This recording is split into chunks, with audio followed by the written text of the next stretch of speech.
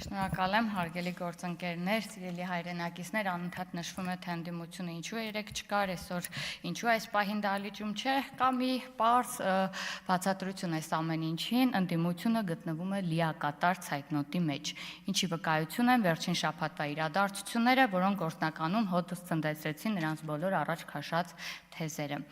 Նախ, չնայած այն հանգամանքին, որ իրենց քաղաքական հայրերը անգամ տերունական աղոթքը չգիտեն եւ ժամանակին հրաժարվել են համբուրել կտրիճի մեկնած խաչը, այսօր դարձել են նրա ամենամոլի պաշտպանները։ Նրանց հիմնական թեզն այն էր, թե իբր մենք պայքարում ենք եկեղեցու դեմ։ Սակայն մեր իրական նպատակը եղել ու մնում է կտրիճի եւ նրա խմբի կողմից եկեղեցու եւ հոգեվորականների նկատմամբ իրականացվող ապօրինություններն ու ազատագրել եկեղեցին նրանցից։ Մեր այս պնդումները հաստատեցին ինչպես մի շարք հոգեվորականների հրապարակային հայտարարություններ, այնպես էլ մամուլում հրապարակված ձայնագրությունները, որոնցից պարզ դարձավ, որ մեր ասածը լիովին արդարացված էր։ Եկեղեցու ներսում տիրող անառողջ մթնոլորտի, քահանաների կամքի ու խոսքի ազատության սահմանափակմանը եւ ընդհանրապես այնտեղ արմատացած այլանդակությունների գլխավոր պատասխանատուն հենց Կտրիչ Ներսիսյանն է։ Պարզապես, եթե նախկինում նա թաքնվում էր որոշ ճակերտավոր սրբազանների ետևում ու այսպես ժողովրդական լեզվով ասած նրանց փորներ տալիս, ապա այժմ այլ երկ չունի, քան իր դեմքով հանդես գալը։ Եվ հենց այստեղ է, որ փուչիկի նման պայթում է ընդդիմության կեղծ պնդումը, թե մենք պայքարում ենք եկեղեցու դեմ։ Ավելին, Տեր Արամին կարգալույց հռչակելը ոչ թե եկեղեցու պաշտպանություն է, այլ հակաեկեղեցական եւ եկեղեցու դեմ ուղված ակնհայտ քայլ։ Երկրորդ կեղծ ցեղը փլուզվեց ինքնահռչակ Քաջ Արամի, այս դեպքում Վարդանիկի կաշառք վերցնելուց բռնվելու փաստով։ Հիմա նոր պրակտիկա է դարձել յուրաքանչյուր գող ու ավազակ, որ լավ գիտի, որ մի օր գալու են իր հետևից, իր գլխից մեծ բողկեր ուտելու համար, նախապես նավսյակիս լուչի հայտարարում է, թե բա իմ ընտանիքին եթե ինձ մի բան պատահի, ապա իմացեք, որ քաղաքական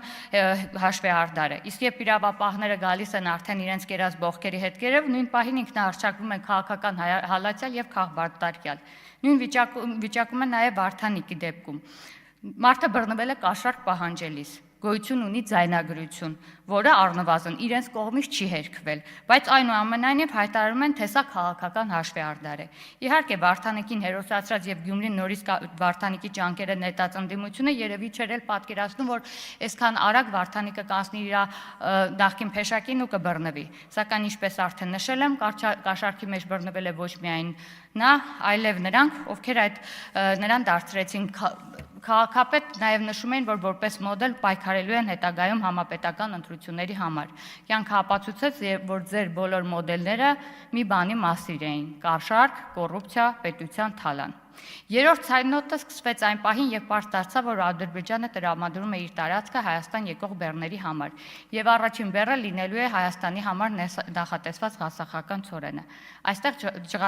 ջղաձգվելու երկու պատճառ կար։ Առաջինը այն փաստը, որ Հայաստանն աստիճանաբար ապաշրջափակվում է, իսկ ապաշրջափակված բաց սահմաններով Հայաստանը վերջնականապես խաչ է քաշում թե նրանց քաղաքական գոյության, թե անձնական բարեկեցության վրա։ Նրանց համար Հայաստանի մշտական կոնֆլիկտային վիճակը եղել է եկամտի կարևոր աղբյուր։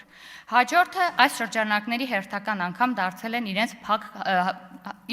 իսկ հակաքարոզչության զոհը։ Նրանք փորձում էին վարկաբեկել խաղաղության գործընթացը եւ օգոստոսի 8-ին Վաշինգտոնում ստորագրված փաստաթղթերը, պնդելով, թե դրանցով Հայաստանը գործնականում ոչինչ չի ստանում։ Հիմա այդ փաստաթուղթն արդեն իր առաջին պտուղներն է տալիս։ Հայաստանը աստիճանաբար ապաշրջափակվում է, իսկ նրանք նոր հեքիաթ են հորինել, թե իբր Հայաստանը կախվածության մեջ են գնում Ադրբեջանից եւ Թուրքիայից։ Նախ ուզում եմ հավաստիացնել, որ կախվածությունները լինելու են փոխադարձ, որքան Հայաստանն է կախված լինելու, այնքան էլ Թուրքիան եւ Ադրբեջանը։ Միևնույն ժամանակ Հայաստանը չի սահմանափակվում եւ չի նախատեսում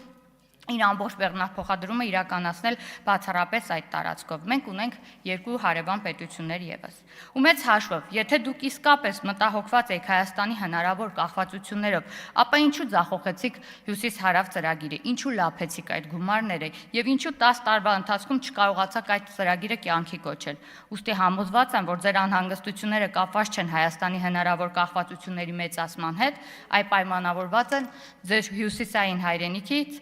Հայաստանի կախվածության թուլացման հետ։ Շնորհակալ եմ։